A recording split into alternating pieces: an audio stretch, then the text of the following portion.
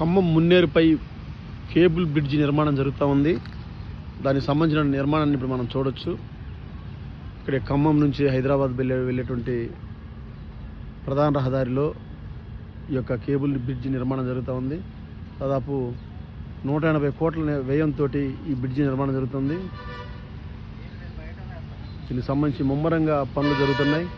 దీని గురించి పైన నుండి బ్రిడ్జి పైనుంచి రాకపోకలు కూడా నిలిపేశారు. దీంతో పక్కన ఉన్నటువంటి ఒక తాత్కాలిక రోడ్డు ఏర్పాటు చేసి దాంట్లో గుంట వెహికల్స్ని పంపిస్తున్నారు. ఇది ఖమ్మం మున్నేరు.